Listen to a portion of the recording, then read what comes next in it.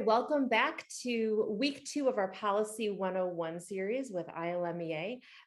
Joining us again is Lauren Rupert, our policy and advocacy intern for this summer. Lauren, we are so grateful that you are here to walk us through, especially this week, the intricacies of how a bill becomes a law. And if anyone else is thinking that Schoolhouse Rock song, you're not the only one. But Lauren is going to especially walk us through that process here in Illinois. If any of you have ever looked into that yourselves, you know it can be pretty overwhelming, and it can be a little difficult to follow sometimes. So that's why we asked Lauren to walk us through that today and maybe look at some specifics of success stories and practical ways that we can watch current legislation. So I'm going to turn it over to Lauren because there's a lot of stuff to talk about in how a bill becomes law in Illinois. Absolutely. So this is something that can seem pretty complex if you're not used to it. Well, and in general, it is complex. It doesn't just seem complex, it is complex. There's a lot of steps for a bill becoming a law, which is good because it means that there's a lot of time and thought that goes into the process, which is what we want. So brief overview of the process is we always start with an idea. So you can't have a bill and a law without an idea, and pretty much anyone can form an idea. We get ideas from our elected officials and their staff, constituents, and organizations like ILMEA. Any of these groups can form an idea and take it to the state. Oops, one. So once we have an idea for a bill, it needs to have a sponsor.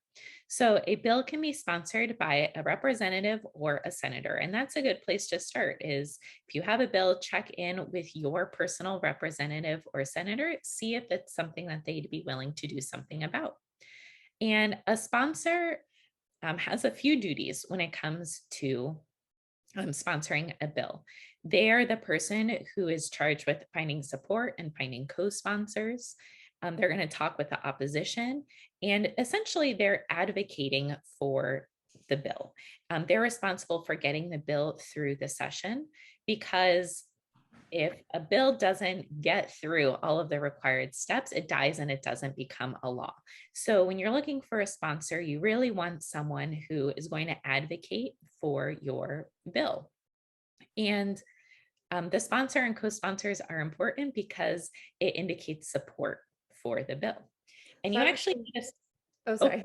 I asked that about co-sponsors. So if someone sees a piece of legislation that interests them, and they're interested in supporting, even if their own rep or senator isn't sponsoring, you can still call that person up and say, this is important to me. I'm a constituent. Would you consider co-sponsoring this bill? Yes, absolutely. That's super important because the more sponsors and co-sponsors that you see listed on a bill, the more likely it is that it's going to pass. And yes, and that's a good point too, that if your senator or representative is not the person sponsoring the bill, you still want to make your voice heard and let them know that you like this bill and that you want it to pass or not pass, either way. And you do need a sponsor in both chambers. So even though you start in one house, eventually the sponsor will need both. Okay. So once a bill has been sponsored, it gets introduced into either the House or Senate. So if it's sponsored by a representative, it gets introduced into the House of Representatives. We'll dive more into this process in a moment because this is really like the meat and potatoes of the process.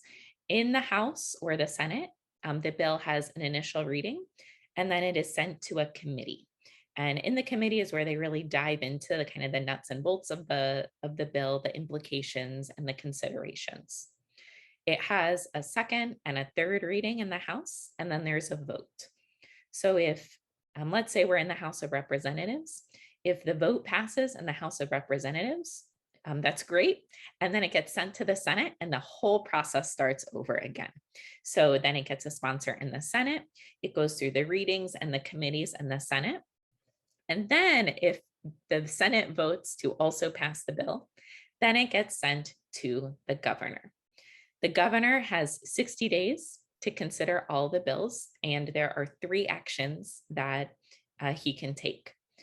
He can sign the bill, and the bill passes, he can veto the bill. And a veto doesn't necessarily mean it's not happening. If the governor totally vetoes it, then that is like the governor saying no.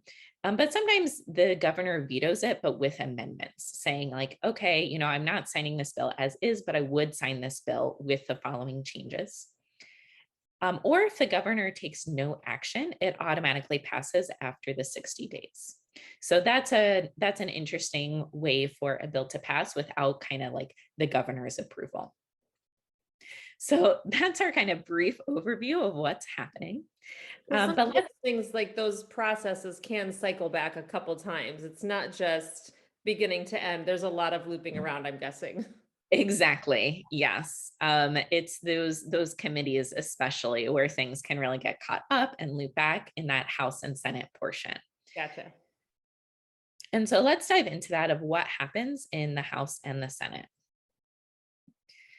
So every bill needs to start with an initial reading. And this is basically its introduction. The bill is formally read and then it's assigned a committee. So every bill has a committee that it goes to. In our case in Illinois, we have both the House and the Senate have education committees of varying titles. Right. There's like a higher education one. There's different, Yeah. Different levels, different types. Yes. So a committee is going to delve into the bill's details. And so there are lots of things that happen in committee. If you are someone who's interested in advocacy, when a bill is in committee, this is when you want to get in there and make your voice heard. So constituents can speak, organizations can speak. The sponsor normally speaks. There's a lot of hearings that happen in committee. This is your chance to get in there and say, yes, this is why I think this bill is a good idea. Or no, these are all the implications of the bill. The legislators really want to hear from you of how is this going to affect you on the local level, because they don't always know. Committee is also where amendments can happen. So this is where sometimes, like if you've ever heard of a bill that kind of gets introduced, but then there's kind of all these extra things added in that you might not think really apply to the initial bill. This is where things can get added in into amendments. This is where those co-sponsors we talked about can get added. And then the committee usually gives a recommendation of, yes, we think this bill should pass, or no, it doesn't. A lot of bills don't make it out of committee. And so then a bill is considered dead if it does not make it out of committee. So this is why it's important to get a sponsor who's really going to fight for your bill. Once the committee is done with the bill, it goes back to the chamber and it has a second reading. So if there might be changes that are announced at this time, and also at this point, a floor amendment could be proposed. So this is like a second chance for a change to be made to the bill. And then, as you said, with all the looping, it would have, if a change is proposed, then it has to go back to committee. No change can just kind of move forward without being reviewed by a committee, whether it's the education committee or the rules committee for the wording, all of those things. And then there's a third and final reading. So this is where the House or the Senate votes. So if it does not pass, it dies on the floor. Or if it passes and moves on, it can go to the second chamber. And then once it passes in the second chamber, it moves on to the governor. I think that's what I just said. Yep. So I know that's a lot of information, but that's a general overview of what's happening when our bills are becoming laws. So that's really helpful, especially where you let us know where it's most important for us to speak up, like when it's in committee or when we know it's, going into that third reading, so that we can let our representatives and senators in the General Assembly know this is important for me that you vote this way. So having those particulars is really helpful. Maybe right now you could go into an overview of what bills are currently being considered. So, what types of legislation that might impact music educators is currently in this process. And I think we're going to go into that in more depth next week, but just to give us an overview, and then also maybe you can walk us through a success story of something that has gone through this whole process and, came to fruition. Yeah, absolutely. So, like you said, we are going to dive more into kind of the details of all of these bills next week, along with all of the laws that just passed regarding education. So, come back next week to hear those details. But we currently have um, all of these are happening in the House of Representatives right now. So, there is a House bill about remote learning days, which is something that we're pretty familiar with at this point. There is two resolutions actually in the House, and a resolution is not quite a bill. A resolution is not a law, it's more of a statement or the House expressing an opinion about something. So, right now, there's a joint resolution, which means both the House and the Senate are considering adding in a task force to tackle our teacher shortage. Yeah. There is currently a resolution to just promote like an education and sharing day. So just a day, kind of like a celebratory day.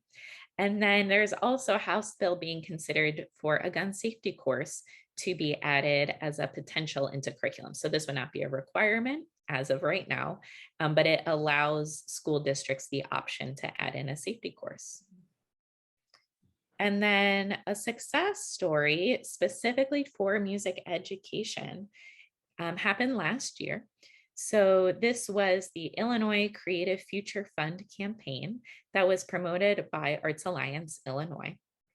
And this was in direct response to all of the funds that that were provided from the government. There was, I think, 8.1 billion dollars in aid given to Illinois. And so Arts Alliance was asking for 500 million of this to be appropriated for the arts, specifically dedicated to the relief, recovery, and resilience of the creative sector, giving priority to all of our communities disproportionately impacted by COVID, such as our Black, Indigenous, people of color, and then our rural communities, everyone disproportionately affected. And then within that ask, they wanted $50 million to be set aside for arts education. So the result, not quite what the ask was, but we still got some of this information. So in general, there was over 500 million set aside for general business support. And within that, arts education organizations were listed as a priority industry. So an industry that experienced particular hardship throughout the pandemic. And of that money, $30 million was set aside for arts and businesses organizations.